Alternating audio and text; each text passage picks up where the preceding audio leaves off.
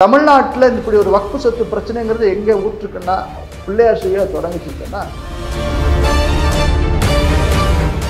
அந்த சட்டம் வருவதனால உள்ளூர்ல இருக்கக்கூடிய எங்க அண்ணன் தம்பி முஸ்லீமுக்கு எந்த பிரச்சனையும் கிடையாது. ஆனா இவங்க எப்படி பிரச்சனையை தசை திருப்பினாங்க? முஸ்லீம்களை பூரா நாடு கடத்த போறாரு மோடி, நாட்டை விட்டு வெளியேற்ற போறாரு மோடி சொன்னவர்கள் இவர்கள். அதே போன்ற பொய்யை இன்று உண்மை போல பல இடங்களில் இவர்கள் பேசுகின்ற காரணத்தினால்தான் இப்படி மக்கள்கிட்ட ஒரு பீதி இருக்கு. தமிழ்நாட்டில் அரசியல்ல திராவிட அரசியல் கட்சிகள்ல பட்டியல் சமுதாய மக்களை பிரித்து விட்டு வன்னியர் சமுதாய மக்களிடம் அரசியல் காரணங்களுக்காக பிளவு உருவாக்கிவிட்டு தேவர் சமுதாயத்திடம் அரசியல் காரணங்களுக்காக பிளவுவாதத்தை உருவாக்கி பிள்ளை சமுதாயத்திடம் அரசியல் காரணங்களுக்காக பிளவுகளை உருவாக்கி திமுக, அதிமுக, காங்கிரஸ், கம்யூனிஸ்ட் என்று பல கட்சிகளும் அரசியல் செய்கிறார்கள். உத்தரப்பிரதேசத்தில் அம்மையார் மாயாவதி அவர்கள் ஒரு முதலமைச்சராக ஆக முடிகிறது என்றால் அங்க நடக்கக்கூடிய அந்த அரசியல் சாத்தியம் ஏன் தமிழ்நாட்டில் இல்லை?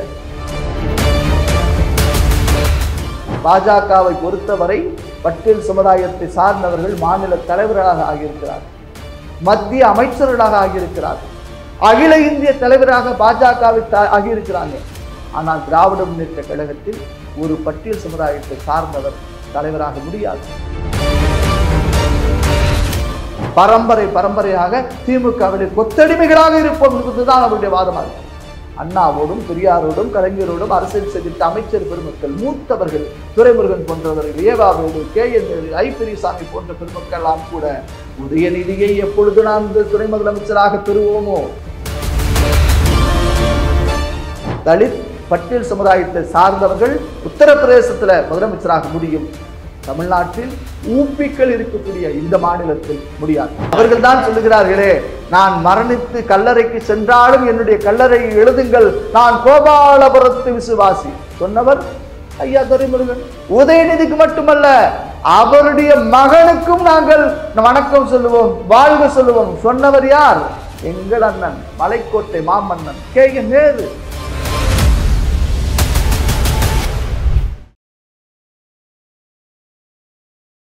இளைய பாரதம் நேயர்களுக்கு வணக்கம். இன்று நம்மோடு சிறப்பு விருந்தினராக இணைந்திருப்பவர் ராம ரவிக்குமார் அவர்கள். அதாவது இந்துக்களுக்கு ஒரு பிரச்சனைகளாவோ இல்லை இந்து கோயிலுக்கு சம்பந்தமான ஏதாவது பிரச்சனைகள் வந்தால் தமிழ்நாட்டில் முதலாக குரல் கொடுப்பவர் யாருன்னு பார்த்தீங்கன்னா நம்ம ராம ரவிக்குமார் சார் அவர்கள் தான். அதுவும் இல்லாமல் இந்து தமிழர் கட்சியின் தலைவராகவும் இப்போ இயங்கிட்டு வராரு. அவர் நம்ம அன்போடு வரவேற்போம். சார் வணக்கம் சார். இளைய பாரதம் நேயர்களுக்கு வணக்கங்கள், வாழ்த்துக்கள். ஆமாம் சார், முதல் தடவை இன்டர்வியூ கொடுத்துருக்கேன், மிக்க நன்றி சார். சார் இப்போ பார்த்தோம் அப்படின்னா வக்ஃப் போர்டுன்றது மிகப்பெரிய பிரச்சனையாகிட்டு போயிட்டு இருக்கு. ஒரு பக்கம் சில இஸ்லாமிய தலைவர்கள் அதை வரவேற்றாலும் சில இஸ்லாமிய தலைவர்கள் அதை எதிர்த்து வந்துட்டு இருக்காங்க.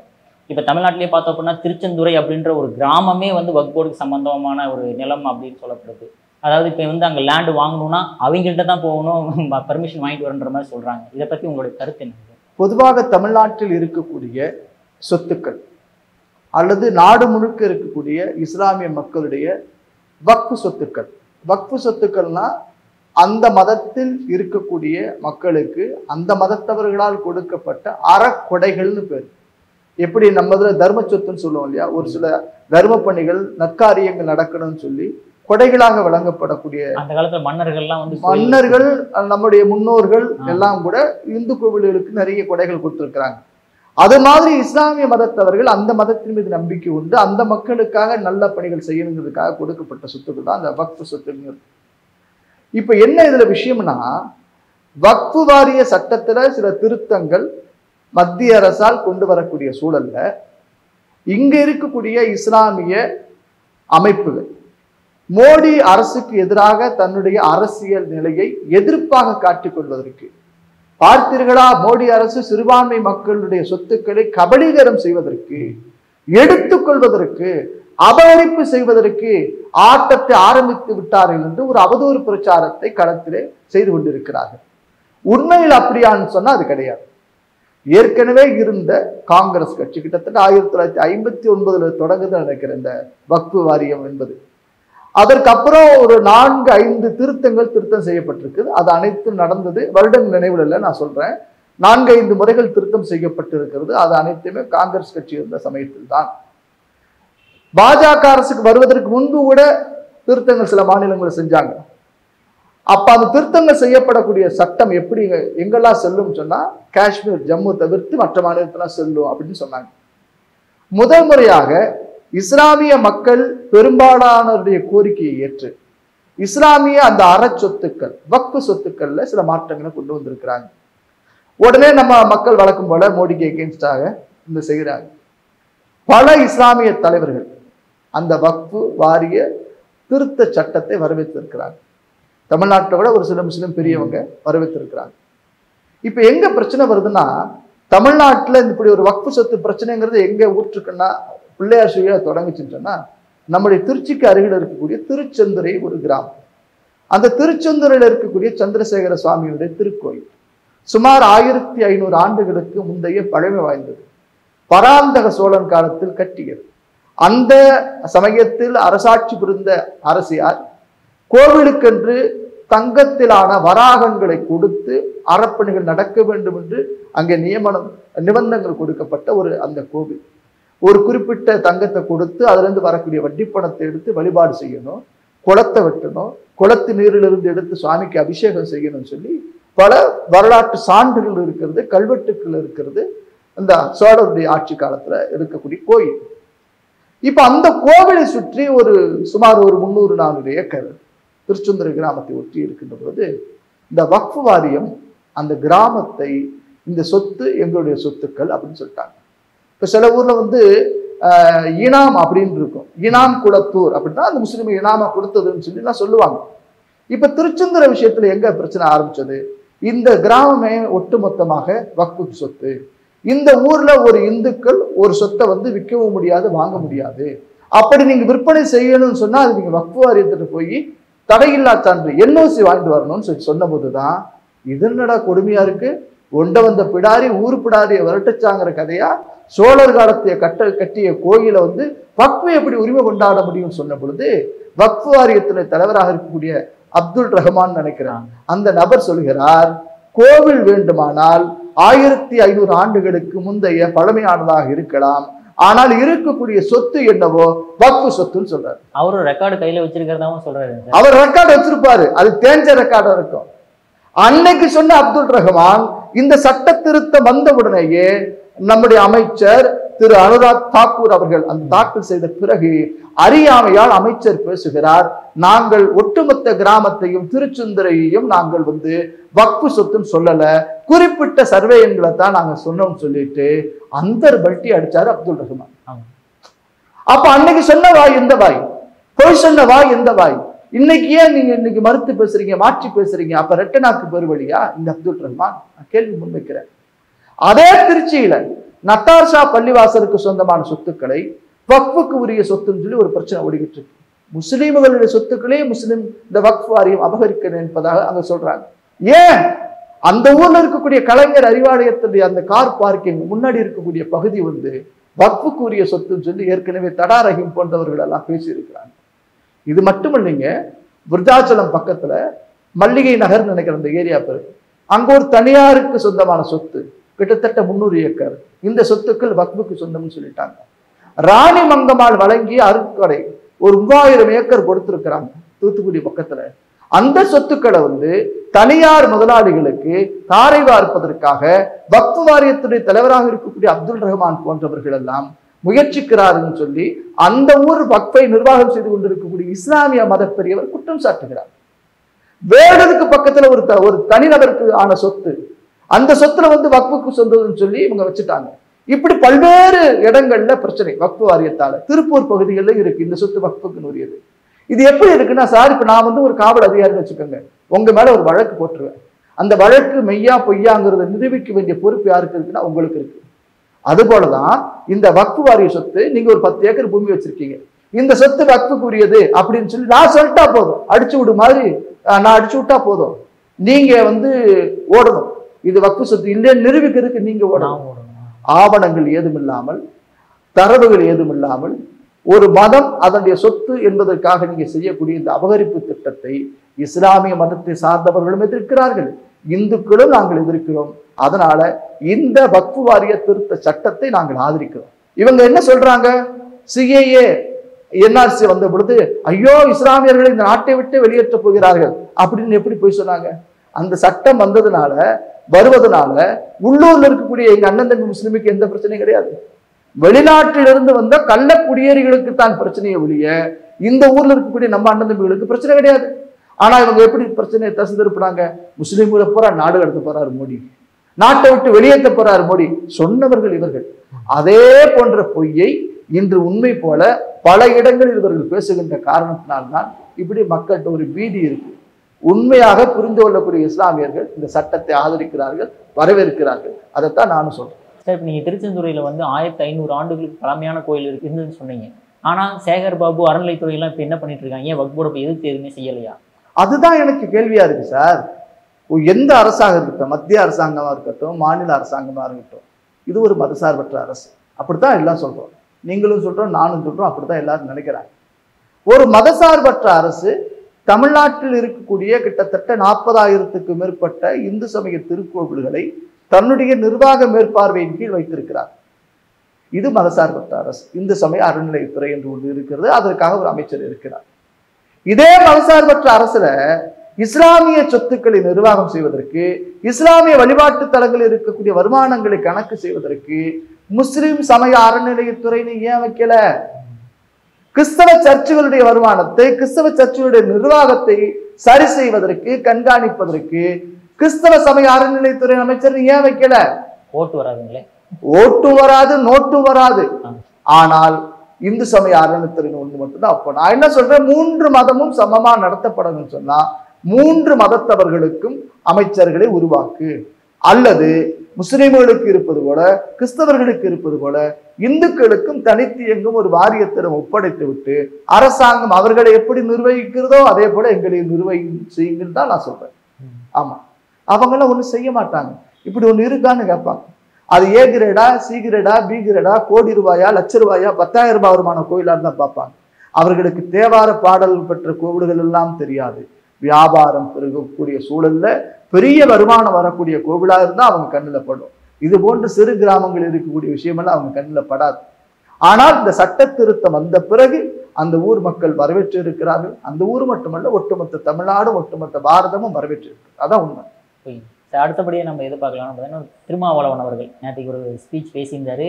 எல்லாம் ரொம்ப வைரலாக போய்கிட்டு இருந்தீங்க. என்ன பேசிட்டாருன்னு பார்த்தீங்கன்னா, இந்த மாதிரி தலித்துகள் சத்தியமாக தமிழ்நாட்டில் வந்து சிஎம்ஏ ஆக முடியாது, ஏதோ உத்தரப்பிரதேசில் வந்து தெரியாதனமா அவங்க ஆயிடுவாங்க, ஆனால் இங்கே ஆகவே முடியாது அப்படின்ற மாதிரி தன்னோட ஆதங்கத்தை தெரியாமல் வெளியே கொட்டிட்டாருன்னு. இல்லை, அண்ணன் திருமாவளவன் அவர்கள் படித்தவர், பண்பாடு, ஒரு சாதாரண குடும்பத்திலிருந்து பிறந்து இன்று பட்டியல் மக்களுக்கான பாதுகாவல் தலைவனாக மட்டும் இல்லாது ஒட்டுமொத்த அனைத்து சமுதாய மக்களுக்கும் ஒரு தலைவனாக அவர் உருவெடுத்திருக்கக்கூடிய சூழல்ல தன்னுடைய அரசியல் அதிகாரம் பெற வேண்டும் என்பதற்காக மாற்றி மாற்றி கூட்டணி வைத்தாலும் கூட இன்று திமுக கூட்டணியில், இந்த புள்ளி வைத்த இந்தியா கூட்டணியில் அங்கம் வகித்து 2 எம்பிக்களை பெற்றிருக்கிறாங்க. விடுதலை சிறுத்தை கட்சி என்பதை ஒரு சிலர் கிண்டலுக்காக சொல்வார்கள். இது விழுப்புரம் சிதம்பரம் கட்சி என்று சொல்வார்கள். நான் அப்படி பார்க்கவில்லை. திருமாவளவன் அவர்கள் தன்னுடைய உள்ளத்தில் கொதித்து கொண்டிருந்ததை, எண்ணத்தின் வெளிப்பாட்டை உதடுகள் வழியாக உதித்திருக்கிறார். திமுக அரசில் அல்லது திமுக கூட்டணியில் ஏதேனும் அவருக்கு நெருக்கடி ஏதும் இருக்கிறதா, அல்லது வரக்கூடிய சட்டமன்ற தேர்தலுக்கு அவர் அணிமாற தயாராகி விட்டாரா என்கின்ற கேள்வி எனக்கு இருக்கிறது. ஆனால் அவர் சொல்லக்கூடிய வார்த்தையில் ஒரு சத்தியமான உண்மை இருக்கிறது, ஆராய்ச்சி செய்யப்பட வேண்டியதுதான். தமிழ்நாட்டில் இருக்கக்கூடிய அரசியல் சக்தியை தீர்மானிக்கக்கூடிய வாக்கு சதவீதம் அதிகம் பெற்ற சமுதாயத்தை அதிகமாக பெற்று இருக்கக்கூடியது தமிழ்நாட்டில் சொன்னா அது பட்டியல் சமுதாயத்தவர்கள் தான். அதற்கு அப்புறம் தேவர் சமுதாயம், வன்னியர் சமுதாயம் உள்ளிட்ட பெரும்பான்மை வாக்கு தீர்மானிக்கக்கூடிய வலிமையான சமுதாயத்தவர்கள். தமிழ்நாட்டில் அரசியல்ல, திராவிட அரசியல் கட்சிகள்ல பட்டியல் சமுதாய மக்களை பிரித்து விட்டு வன்னியர் சமுதாய மக்களிடம் அரசியல் காரணங்களுக்காக பிளவு உருவாக்கிவிட்டு, தேவர் சமுதாயத்திடம் அரசியல் காரணங்களுக்காக பிளவுவாதத்தை உருவாக்கி, பிள்ளை சமுதாயத்திடம் அரசியல் காரணங்களுக்காக பிளவுகளை உருவாக்கி திமுக, அதிமுக, காங்கிரஸ், கம்யூனிஸ்ட் என்று பல கட்சிகளும் அரசியல் செய்கிறார். பட்டியல் சமுதாயம் ஒன்றுபட்டால், தேவர் சமுதாயம் ஒன்றுபட்டால், வன்னியர் சமுதாயம் ஒன்றுபட்டால் எந்த ஒரு சமுதாயத்திற்கும் இடையில் சண்டையில்லாமல் வாழ்ந்த வரலாறு தான் தமிழ்நாட்டின் வரலாறு. என்று திராவிட இயக்கங்கள் தமிழ்நாட்டில் அரசியலுக்கு, ஆட்சி அதிகாரத்திற்கு வர முயற்சித்தார்களோ அப்பொழுதெல்லாம் தமிழ்நாட்டில் சாதி கலவரங்கள் உருவாகி இது கடந்த காலத்திய வரலாறு உண்மைதான். உத்தரப்பிரதேசத்தில் அம்மையார் மாயாவதி அவர்கள் ஒரு முதலமைச்சராக ஆக முடிகிறது என்றால் அங்க நடக்கக்கூடிய அந்த அரசியல் சாத்தியம் ஏன் தமிழ்நாட்டில் இல்லை? இன்றைக்கும் நான் சொல்றேன், சாதிகளை ஒழித்து விட்டோம் என்று மேடைகளில் முழங்குவார்கள். ஆனால் சாதிகளை பார்த்துத்தான் வேட்பாளர்களை நிறுத்துவார்கள். இதெல்லாம் திருமாவளவனுக்கு தெரியாமையே தெரியும். ஆனாலும் கூட அவரே சொல்கிறாரே, எனக்கு தெரியும், ஆனாலும் அதிகாரத்திற்கு வருவதற்கு எனக்கு இதை விட்டால் வேறு வழி இல்லைன்னு அவர் சொல்றார். இன்றளவுக்கும் பாருங்க, வேங்க வயல்ல குடிக்கக்கூடிய தண்ணீர்ல மலத்தை கலந்து விட்ட குற்றவாளிகளை கண்டுபிடிக்க இதுவரை முடியவில்லை. இருந்தாலும் கூட்டணியில் அங்கம் வகிக்கிறார் திருமாவளவன். தமிழ்நாட்டில் எத்தனை பட்டியல் சமுதாயத்தை சார்ந்த தலைவர்கள் படுகொலை செய்யப்பட்டிருக்கிறார்கள், மௌனம் காத்துக் கொண்டுதான் இருக்கிறார். ஆம்ஸ்டாங் போன்றவருடைய அந்த அருமையான பேச்சு தந்தை அரசுக்கு எதிராக மாறிவிடுமோ என்ற அச்சம் கூட காரணமாக இருக்கலாம் என்று சொல்லுகிறார்கள். ஒரு வளர்ந்து வந்த தலைவர், ஒரு தேசிய கட்சியுடைய மாநில தலைவர் படுகொலை செய்யப்பட்டிருக்கிறார். அந்த படுகொலைக்கு காரணமான பல நபர்களும் பல கட்சிகளில் இருக்கிறார்கள். விசாரணை போய்கிட்டு இருக்கு. அப்படியெல்லாம் இருக்கக்கூடிய சூழ்நிலையில தமிழ்நாட்டில் ஒரு பட்டியல் சமுதாயத்தை சார்ந்தவர்கள் முதலமைச்சராக வர வேண்டும் என்பதுதான் என்னுடைய எண்ணமும் கூட. பாஜகவை பொறுத்தவரை பட்டியல் சமுதாயத்தை சார்ந்தவர்கள் மாநில தலைவர்களாக ஆகியிருக்கிறார்கள், மத்திய அமைச்சர்களாக ஆகியிருக்கிறார்கள், அகில இந்திய தலைவராக பாஜகவை ஆகியிருக்கிறாங்க. ஆனால் திராவிட முன்னேற்ற கழகத்தில் ஒரு பட்டியல் சமுதாயத்தை சார்ந்தவர் தலைவராக முடியாது. ஒருவேளை திருமாவளவன் முடியாது. நான் சமூக நீதி பேசுகிறேன், பட்டியல் மக்கள் மேம்பாட்டுக்காக பேசுகிறேன். ஐயா பெரியார், தந்தை பெரியார் என்று சொல்லக்கூடிய அந்த திராவிடர் கழகத்தில் கூட ஒரு பட்டியல் சமுதாயத்தை சார்ந்தவன் மாநில தலைவராக முடியாது. ஏன் இப்பொழுது இருக்கக்கூடிய திமுக அமைச்சரவையில் பட்டியல் சமுதாயத்தை சார்ந்தவனை ஒரு துணை முதலமைச்சர் ஆக்க முடியுமா? உதயநிதியை நாங்கள் துணை முதலமைச்சராக ஆக்குவதற்கு அத்தனை அமைச்சர் பெருமக்களும் குரல் கொடுத்துக் கொண்டு இருக்கிறார்கள். ஒரு 5 துணை முதலமைச்சர் ஆக்குங்கள். 2 தலித்துகளுக்கு, பட்டியல் மக்களுக்கு துணை முதலமைச்சர் கொடுத்தா என்ன குறைஞ்சிட போறீங்களா? ஏன் திமுகவிலே ஒரு மாநில தலைவராக அண்ணன் ஆராசா படித்தவர், பண்பாடு, பல நேரங்களில் சர்ச்சை கருத்துக்களை பேசக்கூடியவர், பாராளுமன்றத்தில் வாத திறமை செய்வதில் நல்லவர், வல்லவர், அந்த குடும்பத்திற்கு மிகவும் வேண்டப்பட்டவர், குடும்பத்தில் இருக்கவர்களோடு நட்பு பாராட்டக்கூடிய ஆராசா போன்றவர்களை கூட ஏன் திமுகவுக்கு தலைவராக்க கூடாது? திராவிட முன்னேற்ற கழகம் என்பது கருணாநிதி என்கின்ற அந்த பெருமகனுடைய குடும்பத்தாருடைய வாரிசுகளுக்கு தாரை பார்க்கப்பட்ட ஒரு கட்சியா அல்லது கம்பெனியா என்கின்ற கேள்வி அந்த கட்சியில் இருக்க பலர் கேட்கிறாங்க. நாங்கள் பாரம்பரியமாக திமுகவில் இருப்போம், பரம்பரையாக திமுகவில் கொத்தடிமைகளாக இருப்போம் என்பதுதான் அவருடைய வாதமா இருக்கு.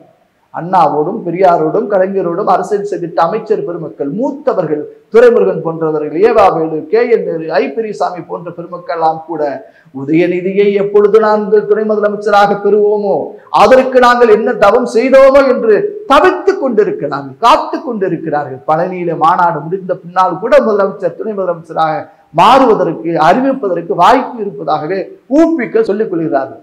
தலித் பட்டியல் சமுதாயத்தை சார்ந்தவர்கள் உத்தரப்பிரதேசத்துல முதலமைச்சராக முடியும், தமிழ்நாட்டில் ஊப்பிக்கள் இருக்கக்கூடிய இந்த மாநிலத்தில் முடியாது. சமுதாயத்தை பத்தி பேசிக்கிட்டு இருக்கும்போது நீங்க சில நாட்களுக்கு முன்பு காமராஜரை நாயுடுன்னு சொல்றதாக கேஸ் பதியப்பட்டிருக்கு. அதை பத்திய விஷயங்கள் என்ன சார்?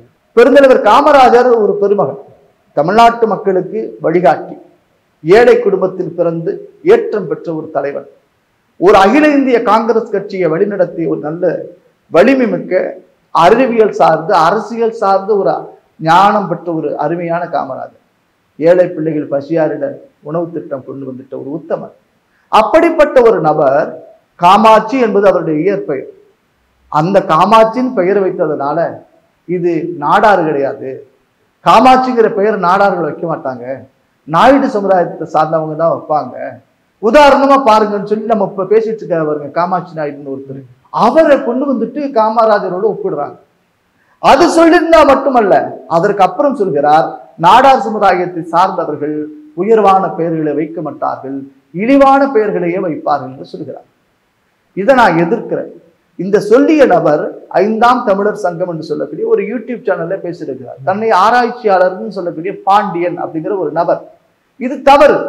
தவறான விஷயங்களை உழைக்கக்கூடிய ஒரு சமுதாயத்தின் மீது வன்மை எண்ணத்தோடு நாயுடு சமுதாயத்திற்கும் நாடார் சமுதாயத்திற்கும் பிரச்சனை வர வேண்டும், சாதி ரீதியான மோதல் உருவாக வேண்டும் என்கின்ற கெட்ட எண்ணத்தோடு திட்டமிட்டு அவதூறு பரப்பி அந்த நபரை கைது செய்ய வேண்டும் என்று நான் புகார் கொடுத்திருக்கேன்.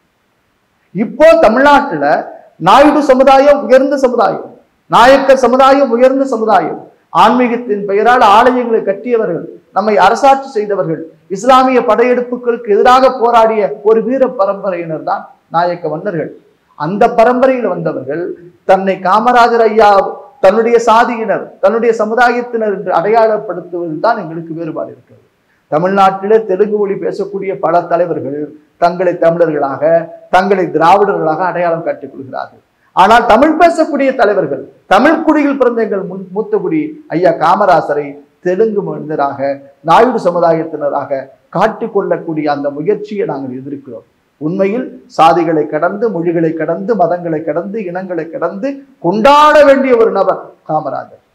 படிப்பகங்கள் திறந்திட்ட பெருமகன், குடிப்பகங்கள் இல்லாத தமிழ்நாட்டை உருவாக்கியவர், ஊழலற்ற சமுதாயத்தை, ஊழலற்ற தமிழ்நாட்டை உருவாக்கிய ஒரு உன்னத தலைவர் மீது சாதிய அடையாளத்தை மாற்றி சொல்லக்கூடிய இந்த சரிச்செயலை நான் எதிர்க்கிறேன், கண்டிக்கிறேன். காங்கிரஸ் தலைவர்களே இதை எதிர்க்காத போது நீங்க மட்டும் ஏன் சார் இந்த அளவுக்கு? காங்கிரஸ் கட்சி தமிழ்நாட்டில் எங்க வேலை செய்யுது?